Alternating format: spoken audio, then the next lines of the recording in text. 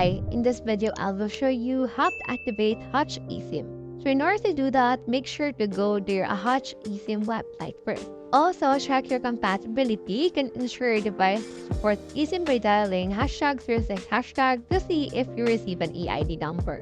Now, visit the Hutch eSIM website to download your eSIM or if to purchase an eSIM as well. This is the homepage right there. So in order to activate an iOS, go to Settings, Mobile Data, and Add Cellular Plan. You can actually put in here your eSIM and set it up.